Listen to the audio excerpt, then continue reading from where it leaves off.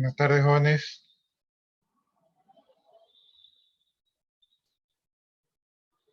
Esperemos a que sí,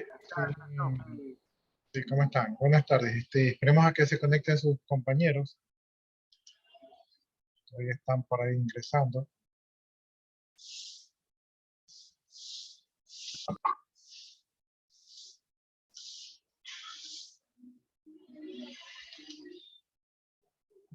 Buenas tardes, ingeniero. Buenas tardes. Buenas tardes, jóvenes.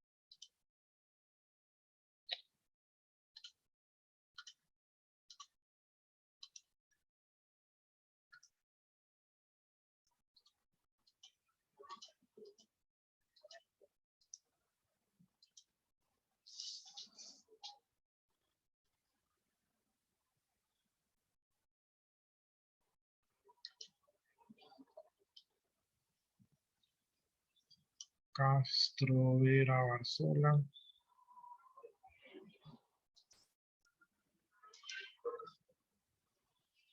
Castro, Vera, Barzola. López, Plúa y Santos. Presente. Plúas, López y Santos. Entonces son todos los que están ahorita. Ahí, como ustedes pueden ver, ya les puse la asistencia, ¿verdad?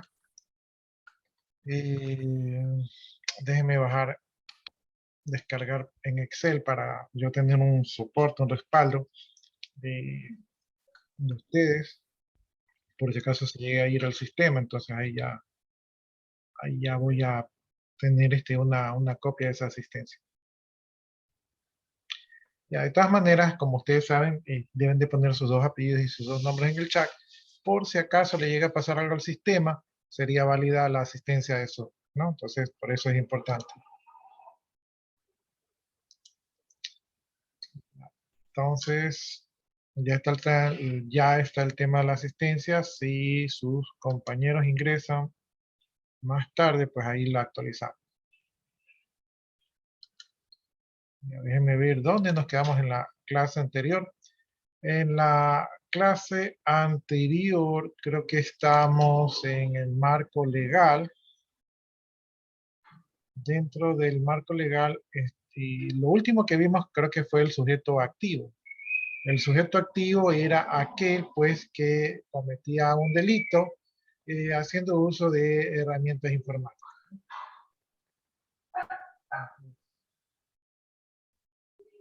Entonces, pues, bueno, habíamos visto de que no era buena persona, ¿no?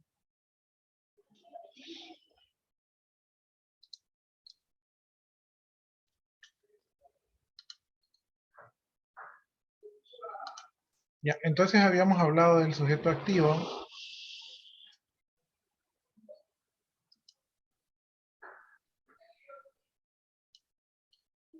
Ya, habíamos hablado del sujeto activo, habíamos visto de que existía una lista negra, una cifra negra, donde las mayorías que han sido víctimas no reportaban. Déjenme darle paso a Freddy Pluas. Vamos a poner la noticia de Freddy Pluas.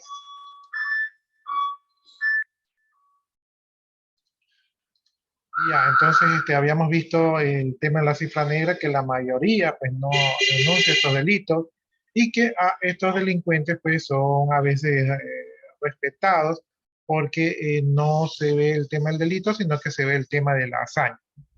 Entonces, y también habíamos visto pues que no era fácil, eh, no era fácil determinar las características porque podían ser cualquier persona. Déjenme darle paso a Britney Cabrera. Y una vez actualizarle la asistencia. Y parece que alguien más tengo por ahí. André Vivar también.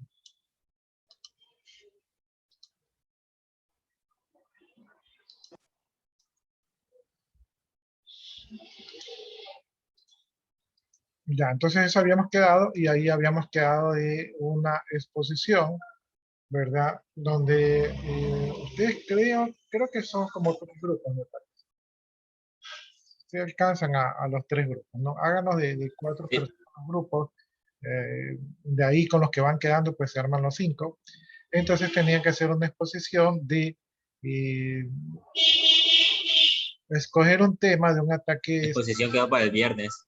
sí, escoger un tema de un ataque cibernético que hayan sufrido las empresas ecuatorianas, ¿no? Interesaba saber el entorno económico de la empresa como para saber qué están mirando los hackers, ¿verdad? Aunque generalmente atacan a todos por igual, pero a veces tienen preferencias por ciertas empresas que tienen ciertas facilidades, ¿no? Por ejemplo, uno de los ataques predilectos ahora pues son las telefónicas, por lo que la mayoría de los usuarios tenemos claves por defecto en el buzón de voz. Entonces, se aprovechan de eso. ¿Cuál es el porcentaje de participación en el mercado de las empresas? Esto es para saber más o menos qué magnitud económica pudiera afectar a dicha empresa o al país incluso. Déjenme aceptar a Marcos Preciado. Una vez ponerle la asistencia. Ya, nos interesaba también ver el tipo de ataque para ver cuáles son los ataques que se están realizando al día de hoy. También saber cuál fue el monto del perjuicio. Muchos de estos datos no los van a tener a mano, entonces si no los consiguen no importa. También nos interesa saber cómo se detectó el delito. Generalmente es por coincidencia, o sea, cuando quieren retirar fondos y ya no hay. Si se encontraron los culpables, generalmente no se los encuentran y qué sanción se aplicó, generalmente quedan en la impunidad, ¿no? Defensa, ¿qué medidas tomaron las empresas? Generalmente dicen que fortalecieron los niveles de seguridad, pero no suelen ser tan específicos, ¿no? Entonces, en esta exposición hay algunos datos que ustedes no van a... Hay algunos datos que ustedes no van a encontrar, pero de todas maneras lo que se encuentre, pues bienvenido sea, y si no hay del Ecuador, pues alguna empresa internacional. Dígame, Giuseppe. O sea, nosotros, bueno, mi grupo ya realizó eso. En el caso, en la parte de lo que es delitos, no se encuentra, o sea, como a veces son empresas extranjeras o tal, o grupos de otros países. En este caso no creo que se le haya podido aplicar una sanción a los atacantes. Eh, Generalmente no, pero hay que ver qué dice el reportaje, ¿no? Entonces, y eso también nos va a dar una idea, pues, si los delitos quedan en la impunidad o no. Déjenme darle paso a Rosales. Me imagino que en las investigaciones ha de salir, digamos, la supuesta del jefe del Como En el por caso jurisdicción. yo encontré Sí. un grupo de hackers que fue el que atacó entonces que era la empresa que estamos buscando, que es el Banco Pichincha. Pero como tal, ninguno de los miembros está identificado, solo es un grupo. De hecho, tenía una cuenta en El Twitter. nombre de la organización en sí.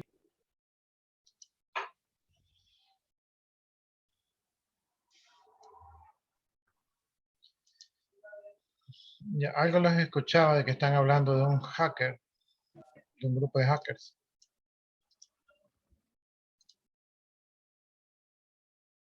Sí, que están conformando para hackear CNT y Banco Pichincha, dice. Pues Banco Pichincha ya lo han hackeado algunas veces, creo. Y utilizan bastante, Para ser exacto, 2 veces. ajá, y utilizan bastante el Banco de Pichincha para hacer phishing a los clientes, ¿no? Por ejemplo, a mí me llegaba bastante correo de Banco del Pichincha y yo no tengo cuenta, pero si yo hubiera tenido cuenta, es muy probable que, o sea, se veían bastante reales ciertas páginas, ¿no? Ahora, yo pensaría que estos ciberdelincuentes serían locales, ¿no? Porque atacan las empresas locales y tienen algún tipo de conocimiento. Dígame, Yusef. Me surgió una duda respecto a todo este tema. Algo que veo en común es que algunas compañías niegan haber sido vulneradas. No estoy al tanto si a lo mejor esto como tal no es considerado como una falta o algo, porque el hecho de negar que los han vulnerado no estaría mal. Sería literalmente mentirle a las personas y sus datos que han sido filtrados. Interesante su pregunta. Y la mayoría de las empresas, algunas no niegan, pero tampoco dan a conocer, no dan a conocer detalles, ¿no? Y esto es porque ya vimos el tema de la cifra negra, donde ellos, por prestigio, no van a informar. O sea, imagínense que yo soy un banco y que yo digo que me han robado las cuentas de mi cliente. Yo dejo de ser confiable. Se supone que yo soy una entidad en la cual pedí que confíen en mí, que yo voy a proteger sus fondos, que voy a darles una utilidad, ¿verdad? Que está más seguro su dinero conmigo que en su colchón. Entonces, pues, si a mí me hackean y si el público se entera que me hackearon, me puede llevar a la quiebra, ¿no?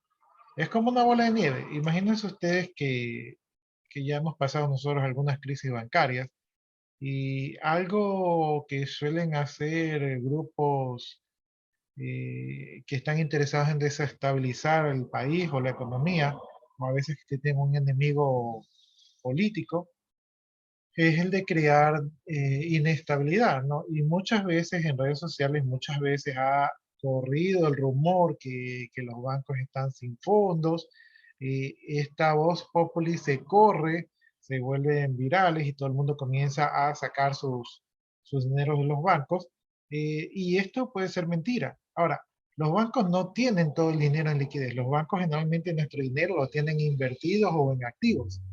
Entonces, ningún banco tiene la capacidad de devolver hoy día todo a sus cuentas correntistas, ¿no?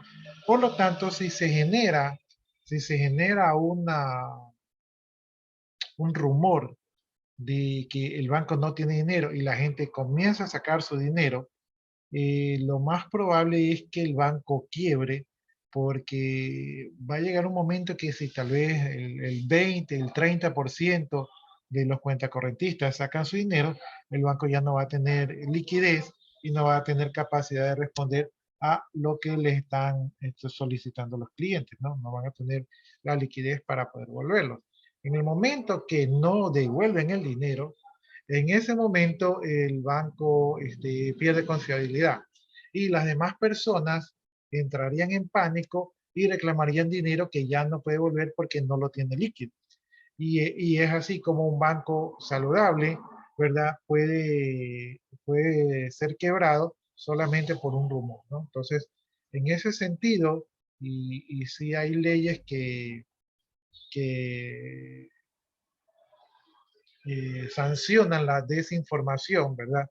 Y esta desinformación como tal, en este caso específico que les estoy hablando, caerían en la categoría de terrorismo o en este caso de ciberterrorismo, porque tienen la intención de desestabilizar el sistema financiero, ¿no?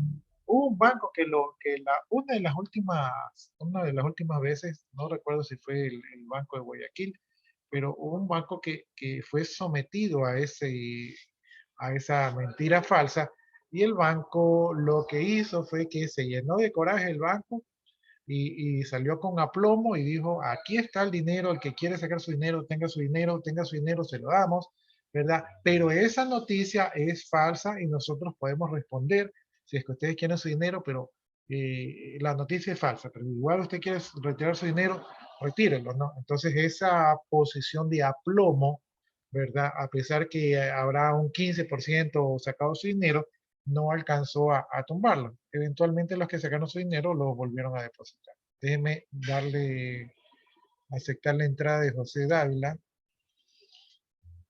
Déjame ver si le he puesto asistencia. No le he puesto, ahí le estoy poniendo ahorita.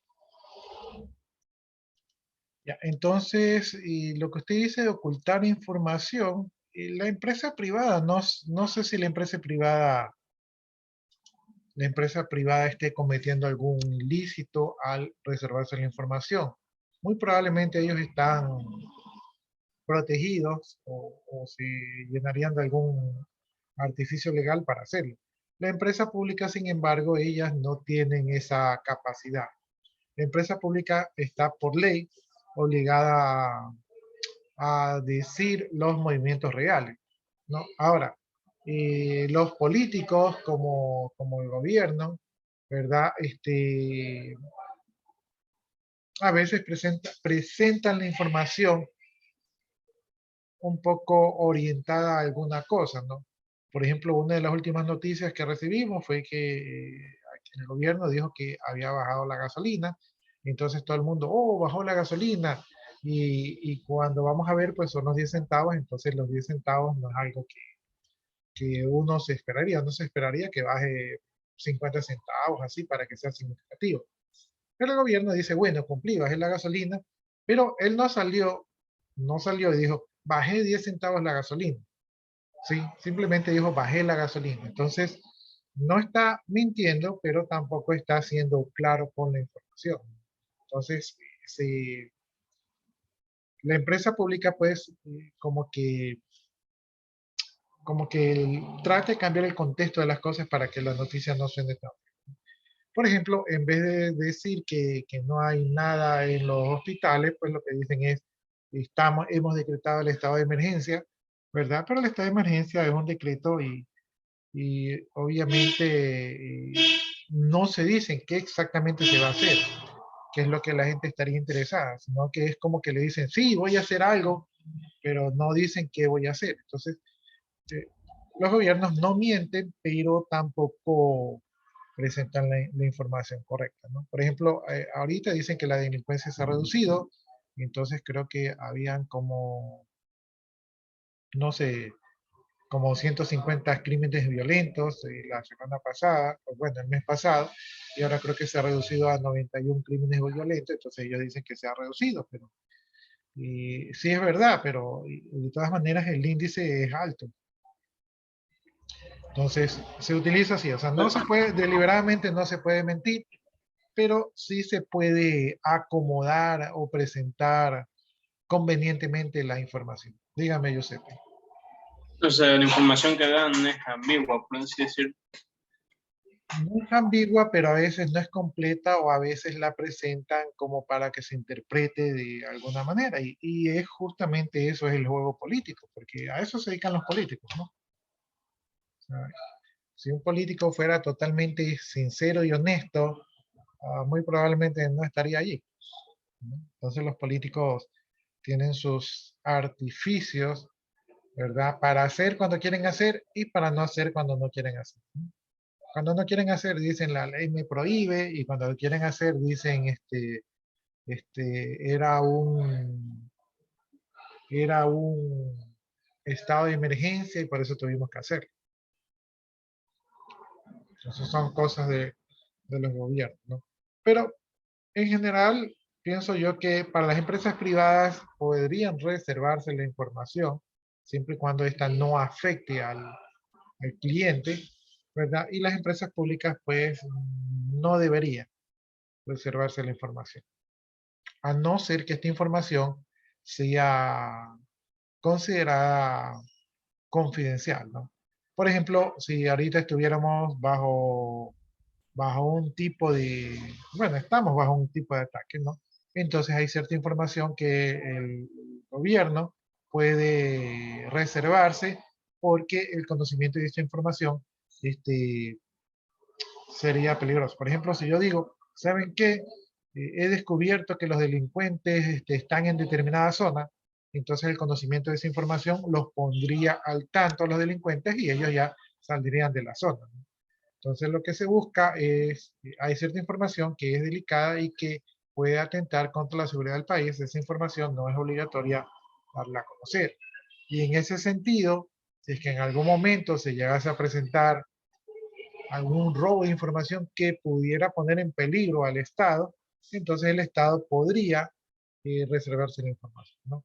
En Estados Unidos, por ejemplo, vemos bastante de eso. Tienen allá la CIA, ¿verdad? Que es la que se encarga de la seguridad nacional.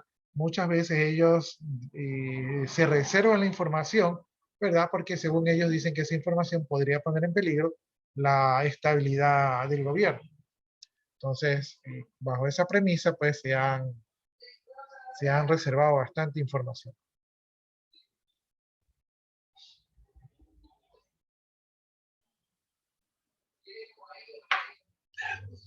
Bueno, entonces ya hablamos de los sujetos activos, entonces vamos a hablar ahora del sujeto pasivo. El sujeto pasivo es aquel que es víctima del delito que ha realizado el sujeto activo. En este caso, estamos hablando de los delitos informáticos y mediante el sujeto pasivo es cuando nos damos cuenta de que se ha cometido un ciberdelito, ¿no? Generalmente el delito sale a la luz cuando el sujeto pasivo tenía algún bien activo y cuando lo va a revisar ya no lo tiene, entonces ahí se da cuenta pues de que algo ha sucedido, entonces el que pone la alerta de que el delito ha ocurrido, ¿no? Entonces así más o menos funciona. Ahora, la mayoría de los descubrimientos de los delitos son casuales porque el sujeto pasivo no es una persona muy conocedora, ¿verdad? De los métodos informáticos que han sido usados para perjudicarlo, ¿no? Simplemente dice, yo no debía nada en mi tarjeta y ahora debo tanto y no sé por qué, o yo tenía tanto en mi cuenta de ahorro y ya no tengo, ¿verdad? Entonces simplemente se asombra. Bueno, como ya habíamos mencionado, pues no podemos saber cuál es la cantidad de delitos informáticos que han ocurrido porque la mayoría de estos delitos no son informados, ¿no? Muchas empresas pues no lo denuncian porque pueden caer en el desprestigio, ¿verdad? Y también les puede afectar económicamente. Por eso es que yo les mencionaba el tema de los bancos. El tema de los bancos, imagínense que ellos confiesen de que han sido hackeados, nadie más confiaría en ese banco, ¿no? Por más que ellos digan que están bien, que no pasó nada, la gente es muy desconfiada. Y eso es lo que hablábamos de la O lista, sea, ¿no? vieron un riesgo de vulnerabilidad y por eso ya no confían. Básicamente es eso. Y, pero es que la gente no ve el riesgo de seguridad. La gente lo que simplemente es que dicen, si a ellos les roban, entonces ya no son confiables. ¿Sí? La gente es muy celosa con lo poco que tiene.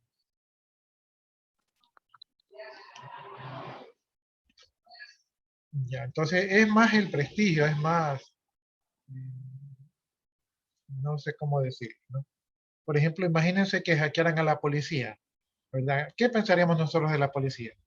Si los, si los delincuentes los hackean, ¿verdad? ¿Qué herramientas tecnológicas tendrá la policía para protegernos? ¿Sí? Entonces ese es el punto. Entonces hay ciertas instituciones que prefieren quedarse en el anonimato. Por otro lado, también está el aspecto de que la mayoría de estos delitos quedan impunes. Nunca se encuentra el culpable, ¿verdad? Nunca se recupera lo robado. Así que tampoco no tiene mucho sentido denunciar, si no va a ocurrir nada diferente. Bien, los objetivos de los ataques generalmente suelen ser el dinero, o sea, apoderarse de bienes, ¿verdad? Información confidencial, pues de repente para venderlos a otras empresas.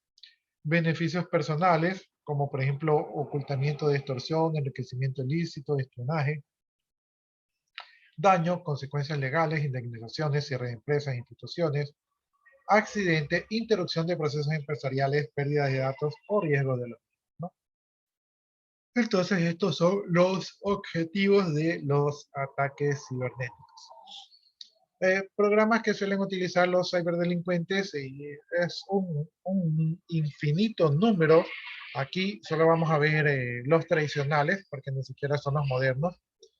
Entonces, entre los programas más utilizados están los spyware, ¿verdad? Los spyware son programas que recopilan información privada del lado del usuario y luego la envían, pues, a otro lado donde está el hacker sin conocimiento del usuario. Entonces, ustedes están siendo espiados, ¿no?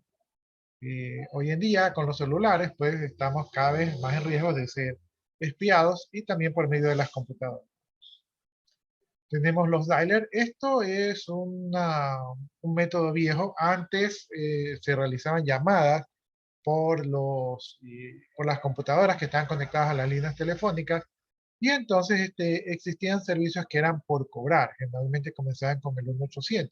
Entonces el virus lo que hacía es que a la medianoche, cuando ya nadie utilizaba la computadora, llamaba sin decirle a nadie y hacía una llamada por pagar, donde uno pagaba un servicio que ni había solicitado y ni había pedido, y de esta manera, pues estos sitios se llenaban o sea, tenían el derecho legal de cobrarles el consumo, que generalmente eran algo así como $10 la hora o algo así. Entonces salían unas facturas que estaban obligados a pagar caras. Tenemos los keylogger. Los keylogger son unos programitas que capturan las teclas que nosotros escribimos por el teclado y de esta manera, pues, lo que nosotros hemos escrito en un correo, ¿verdad? O principalmente las contraseñas para entrar a los diferentes servicios digitales son capturadas, pues, y son enviadas al atacante y de esta manera el atacante puede robarnos las cuentas, ¿no? Estos keyloggers son comunes en los cybers, ¿sí? Por eso es que los cybers son un cultivo de virus. No es bueno ir allá a los cybers y hacer operaciones muy personales, ¿no? Entonces un hacker va en la mañana, deja su programa allí, regresa en la tarde y ya para la tarde ya ha recolectado bastantes contraseñas de todos los usuarios que han asistido. Tenemos los AdWords. Los AdWords son esos anuncios y publicidades que se nos cargan en el explorador y que nosotros no hemos pedido. Entonces, estamos abarrotados de anuncios y a veces estos anuncios no dejan trabajar bien. Tenemos los backdoors o como se conoce como puertas traseras que permiten el acceso y control del sistema sin una autentificación legítima, ¿no? Yo, por ejemplo, solía dejar backdoor en los sistemas porque eh, generalmente cuando yo hacía los sistemas tenían un sistema de seguridad que era medio engorroso, ¿no? Entonces siempre yo tenía el problema de que para entrar al sistema tenía que ir a la base de datos, ver la clave, desencriptarla para poder emular a algún usuario o alguna opción en particular. Entonces, pues, para mí lo más fácil era dejar una puerta trasera donde con una clave maestra yo ingresaba a los sistemas y me saltaba todas esas seguridades que me hacían perder tiempo, ¿no? Entonces, yo sí implementé backdoors para ahorrarme tiempo en los sistemas, pero eso es cuando recién yo comenzaba a programar. Entonces, y mi fin era simplemente la velocidad, o sea, saltarme la burocracia de las claves y las auditorías, ¿no? Entonces, licenciado, solo es delito dependiendo de cómo lo maneja. Tal vez es la intención, pero cuando yo hacía eso, pues estamos hablando hace 30 años atrás, entonces ni siquiera había ley. O sea, no era visto mal. No había tantos ataques como hoy en día tampoco. Simplemente yo hacía eso allí porque era una forma más fácil de depurar los programas, ¿no?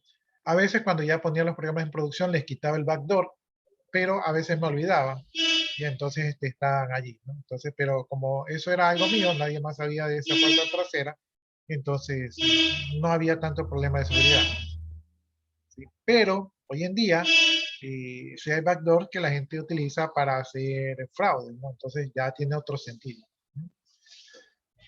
Bien, tenemos los exploits. Los exploits son problemas de seguridad que tienen los programas, generalmente se llaman vulnerabilidades.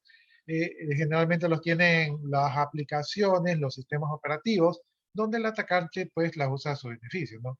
Ahora poco se descubrió que los documentos de Word, después de tantos años de usarlo, ¿verdad? Se descubrió que tiene una vulnerabilidad y que los hackers, en este caso hackers rusos, lo pueden aprovechar para apoderarse de todo su sistema informático, ¿no? Entonces, el Word, ¿verdad? Tiene un problema de seguridad. Entonces, eso es un exploit, ¿no? Por ejemplo, el Windows, como es un sistema operativo demasiado complejo, demasiado parchado, generalmente trae muchos problemas de seguridad. Entonces, cuando tiene problemas de seguridad y el atacante se aprovecha de esos sistemas, esos huecos de seguridad, entonces eso es considerado un exploit, ¿no? No lo hacen a propósito, no es una puerta trasera dejada a propósito, simplemente es algo que no se consideró entre tantos códigos, tantos programadores, se les pasó algo por alto y algún atacante lo descubrió, ¿verdad? Y lo puede usar en su contra. Cuando fue el boom de ahora poco, fue un boom de un virus. Creo que fue creo que fue la WannaCry, ¿verdad? Un malware de tipo, no era phishing. Se me olvidó el tema. Bueno, de esos programas que secuestran la información. Y esos programas aprovecharon un exploit de Windows, ¿verdad? Y se aprovecharon de que Windows dijo en marzo, Windows dijo, parchen el sistema operativo porque hemos encontrado un hueco de seguridad. Los atacantes, ¿verdad? Están pendientes de los que Microsoft publica y ellos dijeron, miren, hay un hueco de seguridad. Y generaron el virus para aprovechar ese hueco de seguridad. Los usuarios normales no estamos actualizando el sistema operativo porque nos cae mal. Entonces, si bien Microsoft anunció en marzo que habían descubierto un hueco de seguridad, ¿verdad? O sea, un exploit, los atacantes entre marzo y junio desarrollaron el virus, ¿verdad? Y en julio tenían infectados a medio mundo con el virus, ¿verdad? Entonces la gente dice, ¿qué pasó? ¿Verdad? Y recién ahí comenzaron a actualizar la solución que estaba desde marzo, ¿no? Entonces, la política de los usuarios no es la de actualizar a cada rato, y se entiende porque a veces esos programas traen, a veces, en vez de arreglar, causan otros problemas, entonces la gente no confía mucho en ellos. Entonces, esos son los exploits. Tenemos los rookies. Los rookies son programas que permiten tener un acceso al computador, ¿verdad? Pero que se mantiene oculto al control de los administradores y que cambian el funcionamiento normal de sistemas operativos y de otras aplicaciones, ¿no? Entonces, estos permiten estar ingresando a la computadora de manera oculta, ¿sí? Y tratan de escapar, pues, al, a la administración, pues, de los administradores de seguridad. Bien, ¿qué técnicas utilizan los ciberdelincuentes? Pues una de las técnicas más utilizadas es la ingeniería social.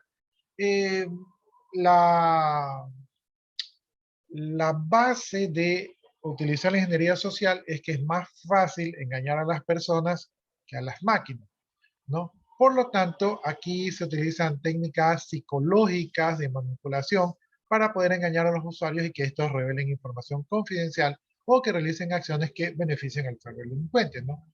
El típico, por ejemplo, es ese mensaje que ustedes reciben donde les escribe un amigo y le dice, oh, discúlpame, por error se me fue el código de seguridad, se me fue un código, ¿me lo puedes enviar, por favor? Entonces ustedes confiados envían el código y le dan permiso al atacante para que se apodere de, en este caso, su teléfono. Entonces, así nos engañan, así nos atacan. Yo ya les he mencionado que todos los lunes recibo un montón de correos. Hoy día recibí uno también. Ya no recuerdo de qué se trataba. Pero bueno, ya lo denuncié, ¿no? Entonces, los atacantes lo que hacen es que de víctimas tienen al mundo. O sea, el mundo es bastante grande, entonces de víctimas tienen al mundo y lo que hacen es que atacan a todo el mundo. De todo el mundo, pues habrá unos que ni abren el correo, otros los ignoran, otros saben que son virus, pero habrá un grupo que de repente les dará curiosidad y abrirán los links y les darán acceso a los ciberdelincuentes, ¿no? Entonces, la técnica, digamos, es por un ataque masivo, pero se cosecha, o sea, alguien cae, ¿verdad? Bien, llegando un poco, siendo un poco más detallados en cuanto a la técnica de ingeniería social, tenemos la de respeto a la autoridad. Dice que estos ataques, ¿verdad? Los atacantes se hacen pasar como autoridades de seguridad, ¿verdad? Donde nosotros por miedo, pues nosotros respondemos. Imagínense ustedes que ustedes reciben un correo, digamos, de alguien que se hace pasar de las Fuerzas Armadas y les dice, necesitamos su usuario y su clave porque hemos detectado un problema de seguridad que nos lleva a su cuenta. ¿Sí? Si usted no envía su usuario y su clave, nosotros entenderemos que usted está en complicidad con los ciberdelincuentes. Entonces usted dice, oh, la autoridad me requiere, les da miedo negarse y entonces terminan cayendo en el juego psicológico. ¿Sí? Entonces eso les podría pasar. Dice, nos enseña a crear uno, es para una tarea. Yo, jóvenes, no sé crear virus. La verdad. Sí, para crear virus tendrían que hacerlo tal vez en lenguaje C, tal vez en Java, pero y tendrían que contener mucho conocimiento, ¿no?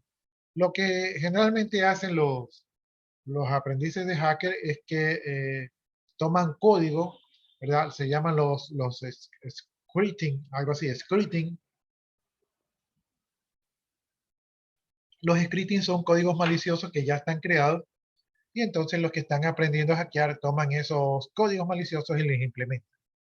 ¿Sí? Pero como ya son conocidos esos códigos, muchas veces ya los antivirus ya los tienen detectados, ¿no? Y aparte, pues que ustedes para hacer ese tipo de ataque tendrían que ser totalmente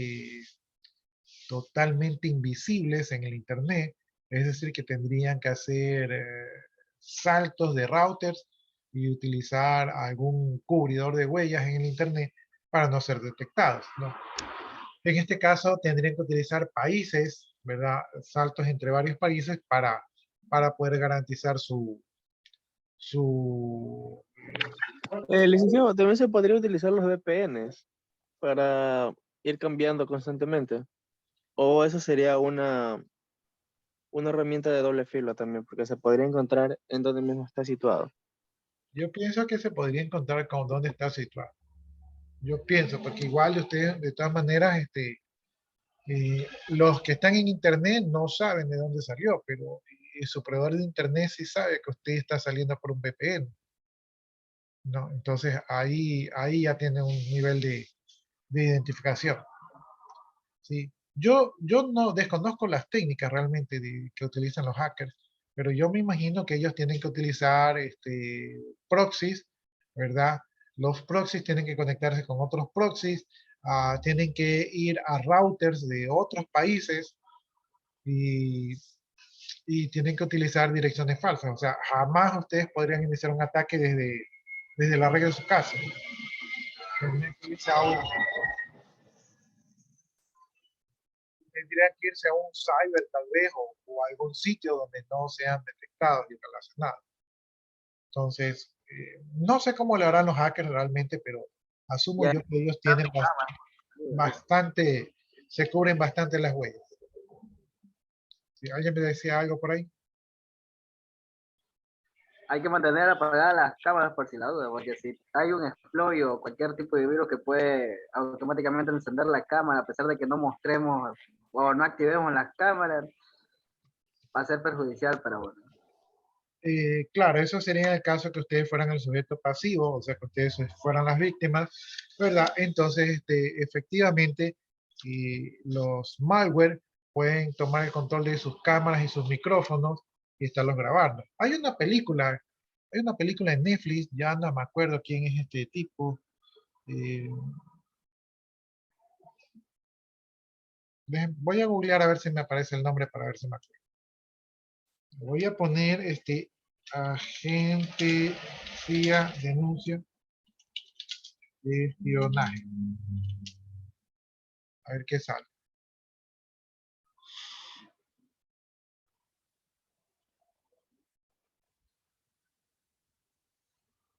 Edward Snowden, él es. Hay una película de Edward Snowden donde él trabajó para la CIA y él denunció el espionaje que se ejercía la CIA, ¿verdad?, al común de los usuarios, ¿no? Entonces, estaban violentando el derecho a la privacidad, ¿sí? Entonces, si eso lo hacían, estamos hablando de hace bastante tiempo atrás, ¿verdad? Hoy en día, ¿qué nos pueden hacer, no? De hecho, nosotros estamos siendo espiados porque si yo aquí les digo que quiero jugar golf, ¿verdad? Muy probablemente en media hora me llegan publicidades de palos de golf, ¿sí? Entonces, el teléfono nos está espiando en todo momento.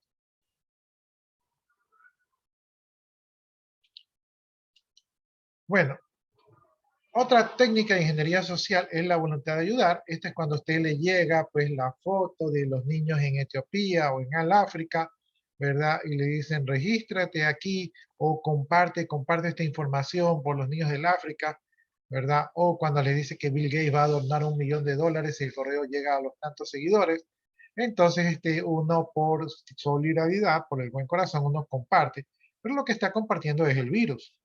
¿Sí? Entonces, ahí nos matan la voluntad de poder ayudar, ¿no? Entonces, con figuras tiernas, ¿verdad? Con historias tristes, pues hacen que nosotros de corazón compartamos con el mejor de las intenciones. Sin embargo, estamos ayudando a un ciberdelincuente a propagar su mal.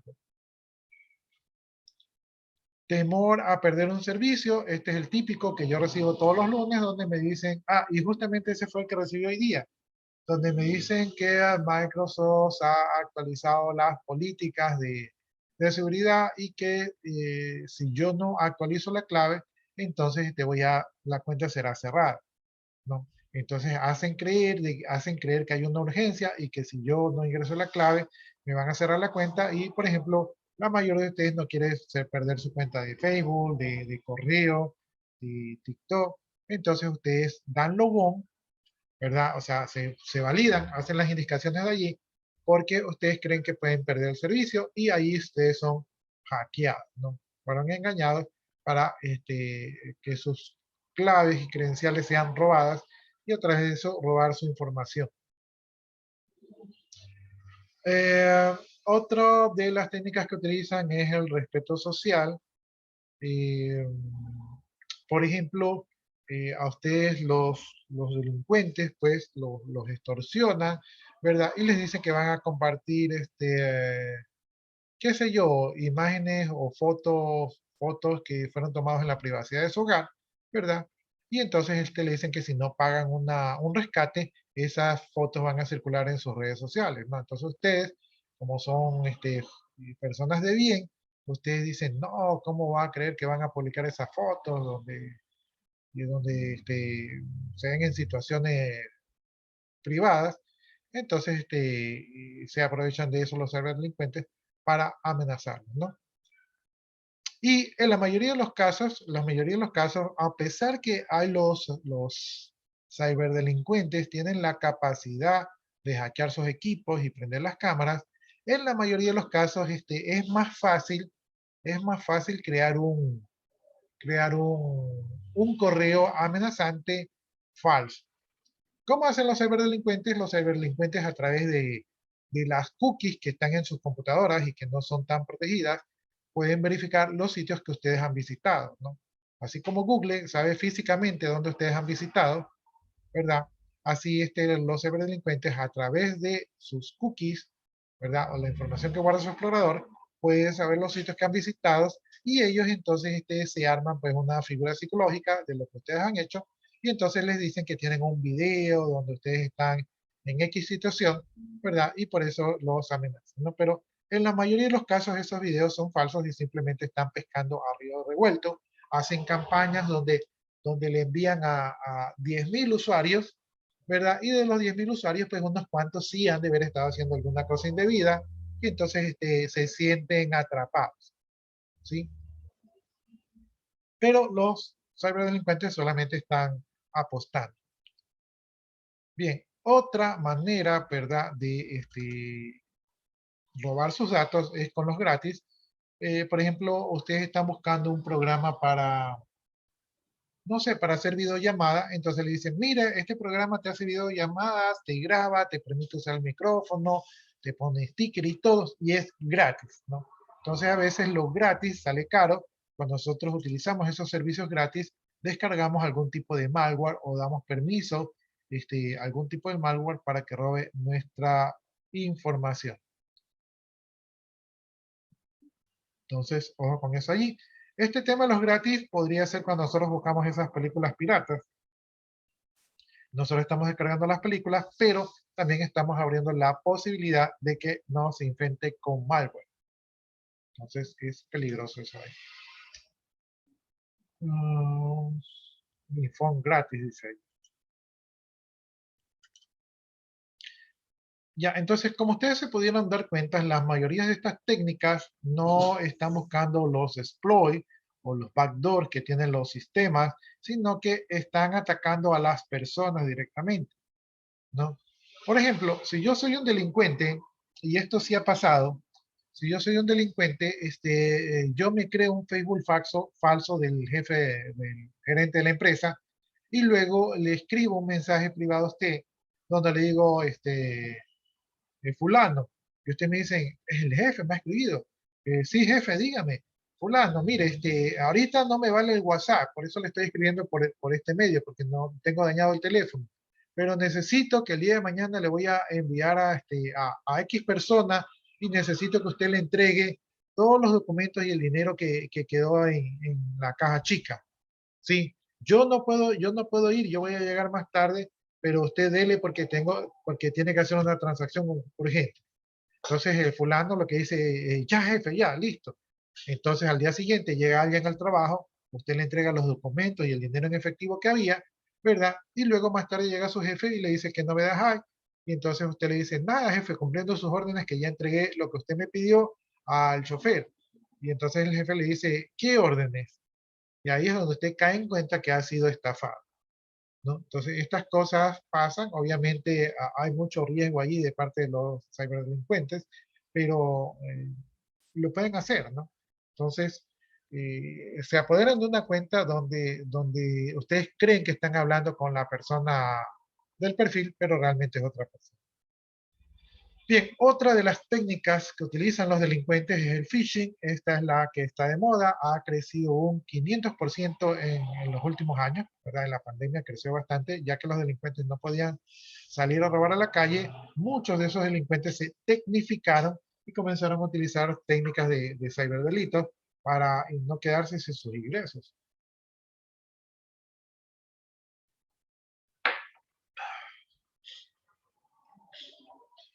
Ya, entonces el phishing tiene la finalidad de robar la identidad de un usuario. Generalmente lo hacen utilizando el correo electrónico, ¿no? ¿Cuáles son las características comunes de los correos de phishing? Yo de estos recibo bastantísimos. Dice, los mensajes suplantadores utilizan todo tipo de argumentos ingeniosos relacionados con la seguridad de la entidad, adelanto de algún trámite administrativo para justificar la necesidad de sus datos personales. Entre las excusas más frecuentes nos encontramos con problemas de carácter técnico. Me llegó en la mañana, me decía que habían encontrado un problema técnico y que necesitaba volver a loguearme. Entonces ahí me querían robar las credenciales. Detecciones de fraude urgente con incremento de nivel de seguridad. También es típica de los correos donde dicen que alguien ha intentado violentar la seguridad de nuestra cuenta y que necesitamos registrar nuevamente nuestra clave para garantizar de que sí somos nosotros. Nuevas recomendaciones de seguridad para la prevención de fraude. También me ha llegado donde dicen que han elevado los niveles de seguridad y que para verificar la identidad hay que volver a logonearme. Cambios en la política de seguridad, prácticamente es lo mismo. Asimismo llegan que se han agregado nuevas políticas de seguridad y que hay que volver a logonearse para poder tener acceso. Promoción de nuevos productos, no es tan común, o por lo menos no me ha llegado mucho a mí, ¿verdad? Pero ustedes reciben pues que hay un nuevo producto y que también tienen que registrarse, ¿no? Premios o regalos, ingresos económicos inesperados, por ejemplo, lo que regalaban una canasta del Supermaxi, lo que regalaban cerveza por el Día del Padre, No sé, Lo de que te daban plata, ¿se acuerda, profe? y yo no recibí ese que daban plata, pero creo que sí escuché. Entonces, todas estas cosas, o por ejemplo, a mí me llamaban por teléfono antes, y bastante, era bastante común decir que uno se ha ganado un premio en un sorteo de Porta o de Claro, donde uno para poder reclamar el premio tenía que dar los códigos de tarjetas para demostrar que uno tenía la cuenta activa o algo así. Se inventaban unas cosas bien tontas, pero muchos les daban los códigos, ¿no? Entonces con los códigos ellos robaban saldo del internet. Problemas, accesos anómalos a la cuenta. También yo tengo algunas cuentas allí en el internet, entonces de vez en cuando llegan correos donde dicen que la cuenta ha sido hackeada y que tengo que volver a recuperarla, pero son falsos, ¿sí? Inminente desactivación del servicio. Este es también favorito de los ciberdelincuentes, diciéndoles que si no se ingresa van a perder el servicio. Este es nuevo, hay anuncios donde dicen, te ofrecemos empleo rápido, garantizado, usted se registra, pone todos sus datos, les piden incluso sus correos electrónicos y les piden hasta las claves de los correos, y usted con tal de tener un trabajo, pues acepta, ¿verdad? Y ahí le roban la información. Ya. Dice, ¿qué servicios son los más utilizados por los ciberdelincuentes para suplantar la identidad? Dice, tenemos bancos y cajas. Aquí se utilizan excusas para engañar al usuario. ¿Cómo es que se cambió la normativa del banco? El cierre incorrecto de la sesión del usuario. Mejoras en la medida de seguridad. Se ha detectado una intrusión en el sistema de seguridad. Bloqueos en la cuenta por motivos de seguridad. Todas estas excusas con tal de apoderarse de su cuenta de banco. ¿Sí? Pasarelas de pago online, ¿verdad? Yo siempre recibo correos de PayPal, ¿verdad? Donde dicen que se ha cambiado la normativa, que alguien ha hecho una compra, que se ha detectado la intrusión. Entonces, esto también son excusas para que uno se logonee. Redes sociales como Facebook, Twitter, Instagram, LinkedIn, ¿verdad? Aquí se trata de engañar al usuario que alguien ha enviado un mensaje privado y que se ha detectado conexiones extrañas en la cuenta y que por motivos de seguridad es necesario que cambien las claves. También más excusas. La clave sí se tiene que cambiar, pero tienen que hacerlo por cuenta propia, no por estos tipos de mensajes que son links a páginas fraudulentas. Páginas de compra de venta y subastas como Amazon y eBay también me ha llegado. Son excusas como, por ejemplo, que ha habido un problema con la cuenta, que se han detectado movimientos sospechosos, que hay actualizaciones en las condiciones de uso del servicio.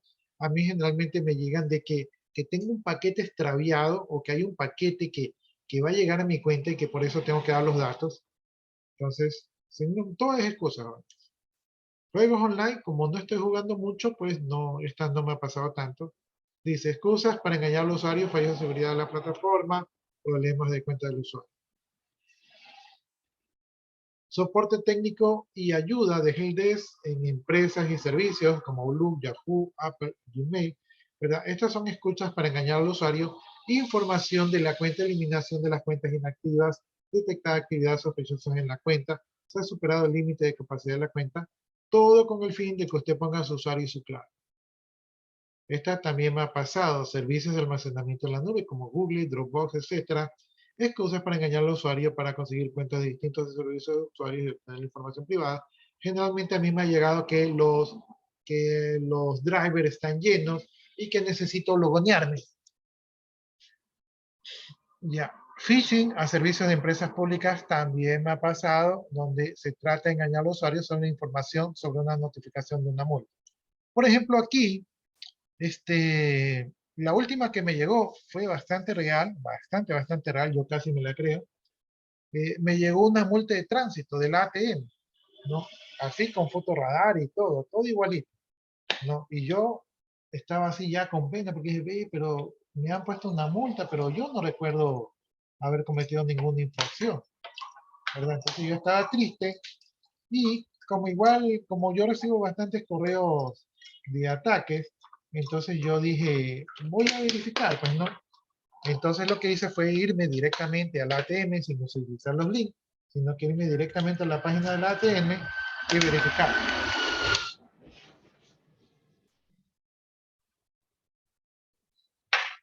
Y en la página del ATM estaba limpio, no tenía ninguna multa. y no tenía ninguna multa, ¿verdad? Y aparte de eso que yo por esos días pues no había salido, y si había salido pues no había cometido ninguna infracción. Entonces esas cosas me hicieron dudar, pero el correo era bastante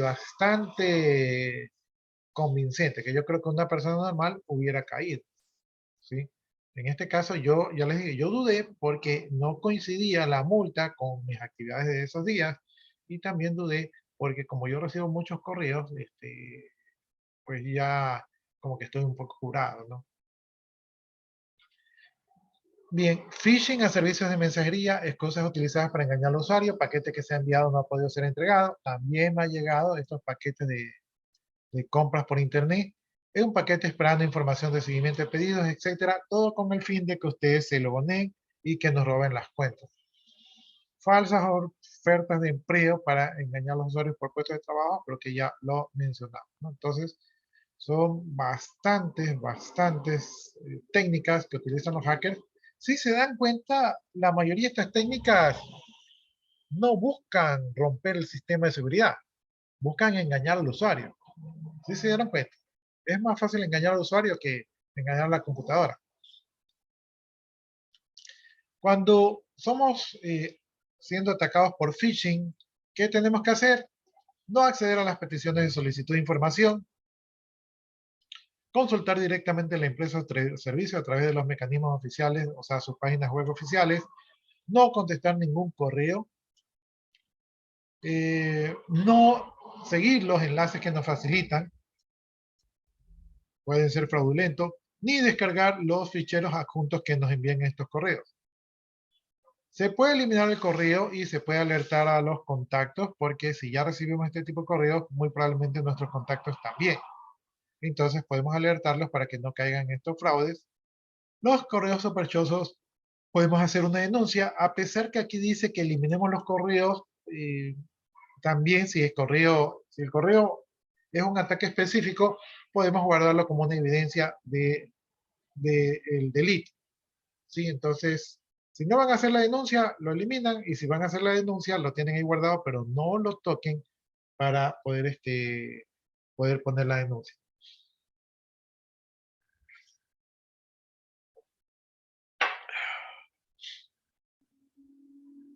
Ya, tenemos otra técnica, aparte del phishing, tenemos el hunting.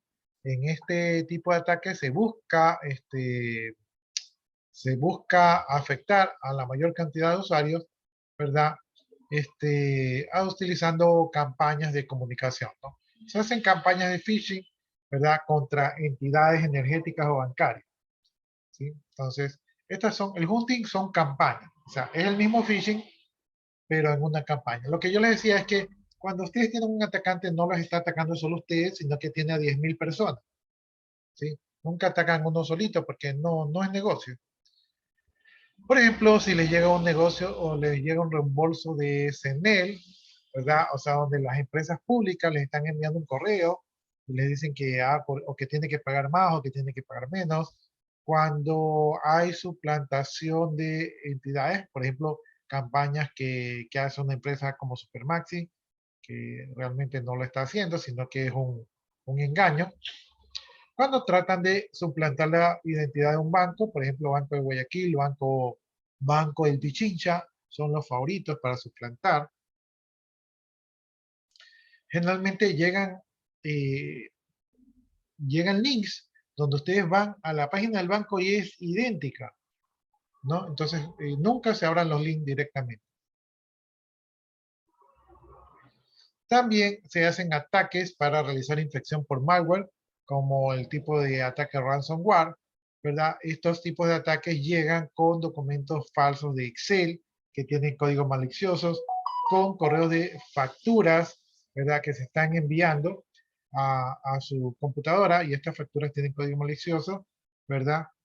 Y entonces lo que hacen son campañas de ransomware para apoderarse de la información de su computadora, y finalmente ustedes tendrán que pagar un dinero para que su computadora sea liberada.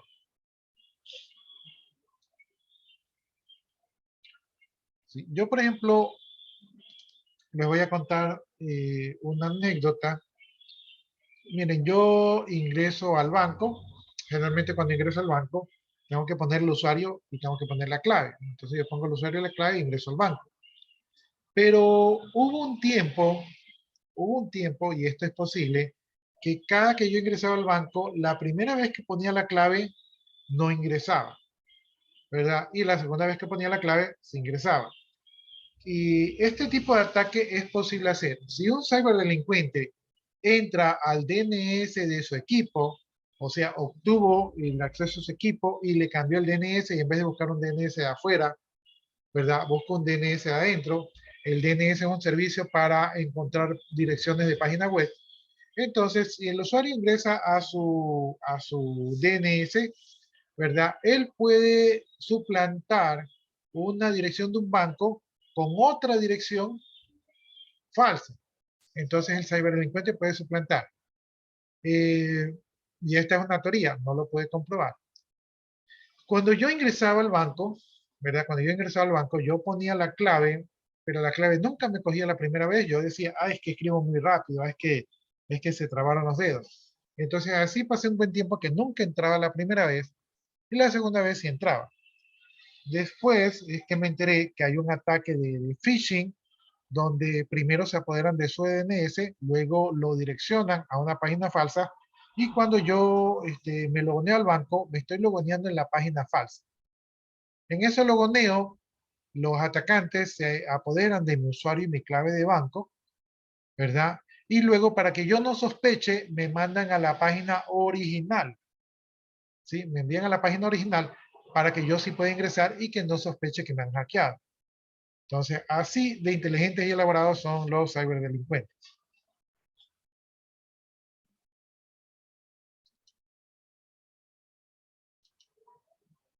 Es parecido como que los hackers se guindan de la red y una vez que ya tienen la información, se manda directamente a la página original. Exactamente, exactamente. Eso es lo que hace. Entonces, yo estoy con la duda si me quisieron hackear o no, porque de todas maneras yo cuando reviso los sitios, veo que sean sitios seguros, que tengan, los sitios seguros tienen certificados de autenticación, pero incluso eso hoy en día puede ser hackeado. O sea, un hacker puede temporalmente apoderarse de un certificado de información, aparecer seguro y no serlo por un determinado momento, porque los servidores en el mundo demoran 48 horas en estar actualizados. Como los servidores en el mundo demoran 48 horas en estar actualizados, es probable que uno en determinado tiempo pueda acceder a una dirección que no sea, que ya no esté vigente. Bueno, así entonces, el hunting, pues es otro método de ataque. Tenemos el farming. Este método dice que es utilizado para enviar a la víctima a una página web que no es la original, lo que yo les estaba comentando, y que se redirige el tráfico web a un sitio falso, ¿no? Explotando vulnerabilidades del software, ¿verdad? Como por ejemplo los DNS, ¿no? Entonces aquí está lo que yo les decía. Este es el típico que les llega a la página del Banco de Pichincha, ¿verdad? Que les llega a la página del Banco de Pichincha y la gente da clic allí y se van a un sitio y parece que fuese el banco, pero no es el banco. Entonces este es el farming, ¿no? Donde los están engañando creyendo que ustedes están en el sitio original, pero están en un sitio falso. Tenemos el farming. El farming dice que los delincuentes realizan comunicaciones con las víctimas hasta conseguir la mayor cantidad de información. Algunos ejemplos de estos ataques, dice, son los que buscan infundir miedos a las víctimas por medio de supuestos videos privados o futuros ataques contra la empresa, ¿no? Entonces, este es un modo también de atacar donde los delincuentes pues dicen tener información, ¿verdad? Que van a divulgar. Entonces, este es el farming. Dentro de los farming pues se hace campañas de correos extorsivos con un supuesto video privado o también hay corridos donde se amenazan a atacar a la propia empresa.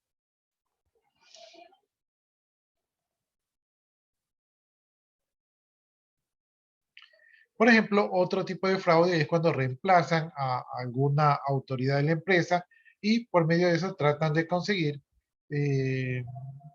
ventajas ¿verdad? Haciéndose pasar por algún directivo administrativo de la empresa.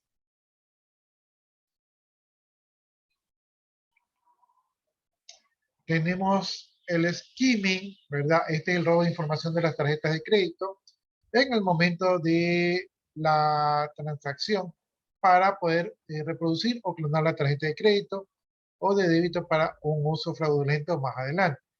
Les comento una cosa. Bueno, como yo trabajé con tarjetas de crédito, es relativamente fácil clonar una tarjeta de crédito. Solo necesitan una impresora de tarjetas de crédito, ¿verdad? Con esa impresora de tarjeta de crédito, creo que vale $800, en esa época valían $800, tal vez hoy día esté más barata. Y con una maquinita esa, pues usted puede clonar cualquier tarjeta de crédito. ¿Qué es lo importante? Capturar la banda magnética. Por eso cuando ustedes vayan a algún local y vean que la cajera le pasa más de 2 veces la banda, entonces tal vez puede ser algo sospechoso, ¿sí? O en las gasolineras, cuando ustedes pasan, ¿verdad? Los que están pasando las tarjetas pasan en la gasolinera, pero también tienen un dispositivo que pasan nuevamente allí y ahí les roban la banda magnética. Ahora, hoy en día, y esta tecnología no la conozco mucho, pero como las tarjetas de crédito traen un chip, ¿verdad? Hoy en día, simplemente a estar a 1 metro de usted, le pueden robar la información de la tarjeta de crédito. Entonces, hay que tener cuidado y la seguridad del caso con las tarjetas de crédito para que no se las clonen y les roben la información. Sniffing, ¿verdad? El sniffing son programas que analizan el tráfico que hay en las redes, van analizando paquetes y tienen diferentes usos para poder hacer monitoreo de redes y poder ver fallos, pero también, ¿sí? Pero también los delincuentes utilizan los sniffers para ver el tráfico y robar contraseñas o correos electrónicos, espiar conversaciones, chat, etcétera, etcétera, ¿no? Les comento un caso de sniffing, ¿no? Cuando ustedes van a un centro comercial, por ejemplo un mall, lo que menos deben de hacer es conectarse a una red pública, porque así como ustedes se conectaron para usar el servicio de internet gratis, los ciberdelincuentes también se conectan para ver quién es el que hace una transacción. Entonces el ciberdelincuente está allí esperando que usted haga una transacción, ponga su usuario y su clave, y entonces el delincuente roba esos datos y posteriormente hace las compras, ¿no? Entonces les roba.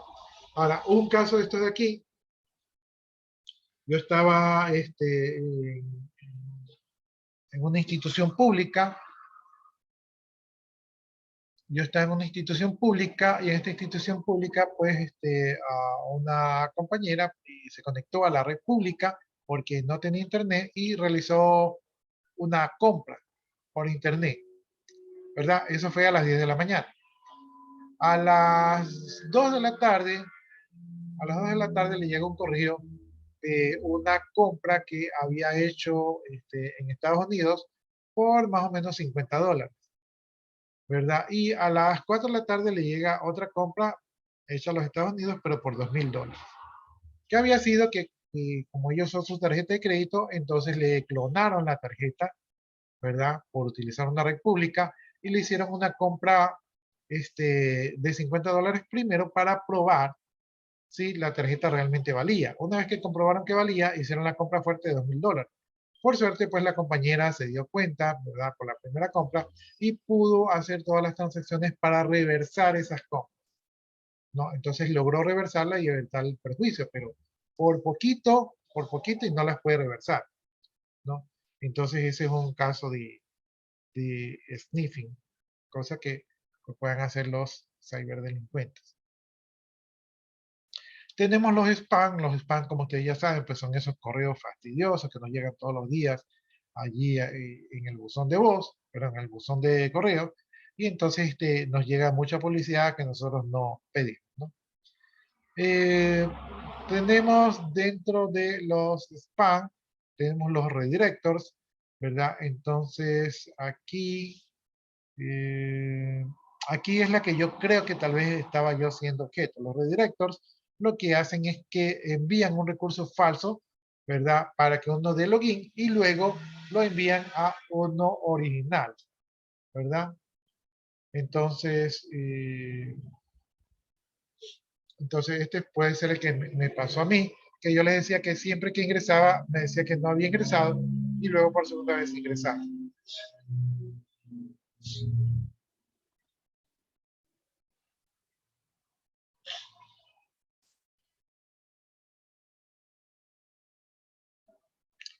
Tenemos el dredging o duster diving. Esta técnica obtiene información privada que consiste en revisar la basura de las personas u organizaciones a investigar.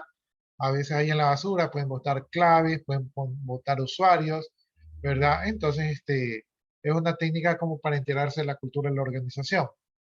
Dice que esta técnica es empleada principalmente por crackers y periodistas, aunque también puede ser utilizada por la investigación privada. Tenemos el spoofing, dice que utiliza técnicas en las cuales el atacante con código malicioso de investigación se hace pasar por una entidad distinta a través de la falsificación de datos de comunicación. Entonces nos puede estar engañando, ¿sí? Entonces, nosotros podemos creer que estamos hablando conectados a una entidad, pero estamos conectados en otro lado.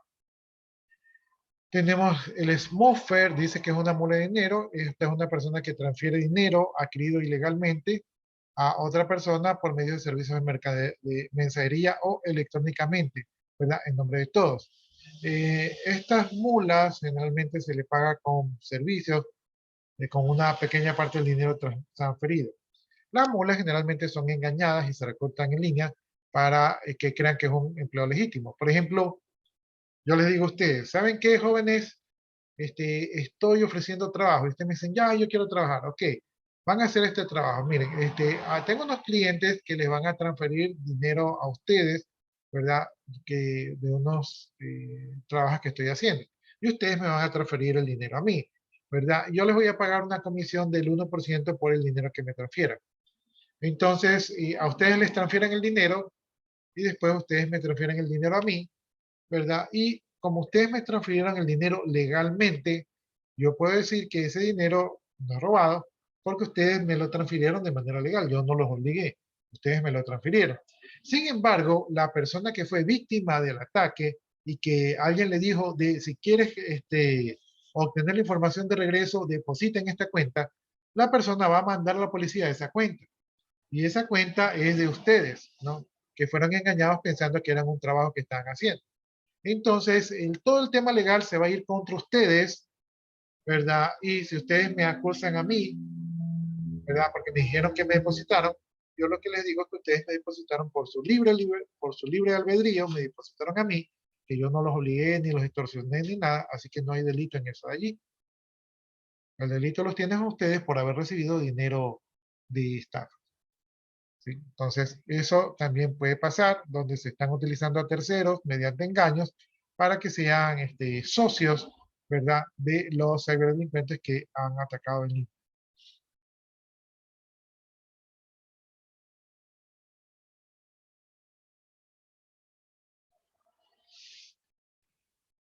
Bien, como ustedes pueden ver, hay un sinnúmero de delitos que hemos visto aquí. No son todos, son apenas unos cuantos. Estos delitos cambian, se actualizan día con día, salen nuevos delitos. Entonces, pues, la legislación tiene que estar actualizada para poder trabajar con dichos delitos, ¿no? Aquí dice, ya me han robado entonces. Lavado de dinero virtual. Sí, más o menos es como un lavado de dinero virtual, porque si usted recibe dinero de actos ilícitos, pues usted es cómplice, ¿verdad? Pero si usted realiza una transferencia a otra persona y usted está de acuerdo, entonces ese no es delito. O sí puede ser delito, porque hay una mala intención y hay engaño, pero hay que probarlo, ¿no? Muy seguramente yo podría salir del país, o sea, el atacante podría salir del país para no ser juzgado, mientras que ustedes, al no tener estas posibilidades, se quedarían en el país, tendrían que enfrentar la pena.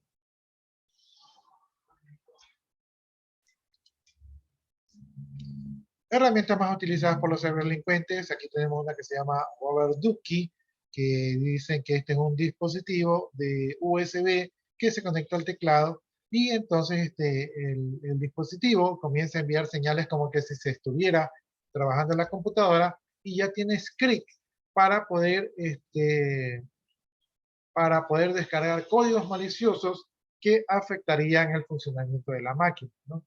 Entonces, en cuestión de segundos, se sube toda la información a un servidor FTP, ¿verdad? Y ya tiene acceso a los datos.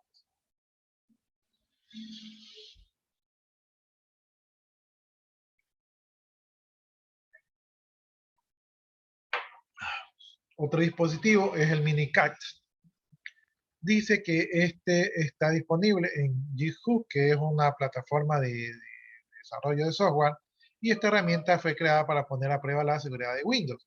Se permite obtener las credenciales de acceso que hay en el sistema operativo y que no están correctamente protegidas, es decir, no están parchadas. Ya, esta herramienta fue creada con propósitos de verificar seguridades, pero en cambio los delincuentes te dijeron, mira, aquí hay una herramienta lista para utilizar para poder vulnerar sistemas operativos que no están actualizados, ¿no? Entonces es una herramienta que suelen utilizar los ciberdelincuentes para vulnerar seguridades de las computadoras. PowerShell en parse, este software permite al atacante obtener acceso después de haber comprometido inicialmente el sistema. Puede crear documentos maliciosos, archivos ejecutables. Esta herramienta se creó pues con el fin de poder llevar pruebas de ataques legítimos, pero los hackers lo están utilizando para comprometer el sistema. O sea, las herramientas que sirven para el bien también sirven para el mal.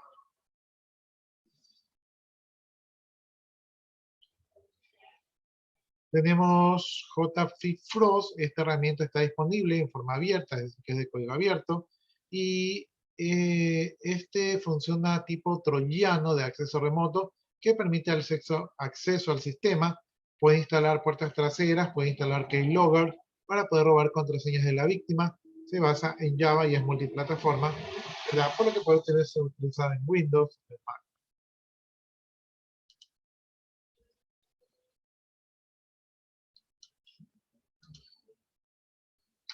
China Chopper dice que está disponible de manera pública, se utiliza para cargar scripts maliciosos y que de esta forma se puede acceder a servidores remotos. Bueno, entonces como ustedes pueden ver, herramientas, hay miles y miles de herramientas para cometer y vulnerar seguridades, ¿verdad? Y algunas de estas herramientas, aunque no fue su fin, se utilizan para cometer ilícitos, ¿no? Pero, por otro lado, las herramientas para erradicar este tipo de ataques son más bien pocas. Entonces estamos ante una guerra digital desbalanceada, donde tenemos muchos atacantes y pocos defensores.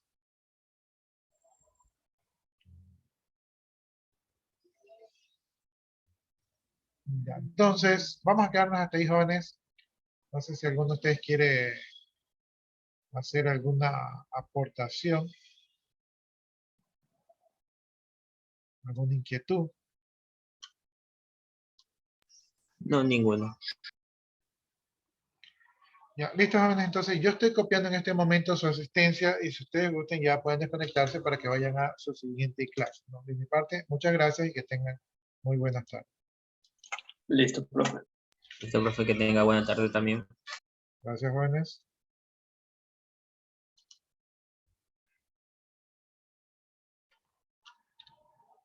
Ya, listo, ya copié su asistencia, entonces procedo a conectarme. Que tengan buenas tardes. Nos estamos viendo el día, déjenme ver. Nos vemos el día viernes. Hasta entonces, jóvenes. Procedo a desconectarme.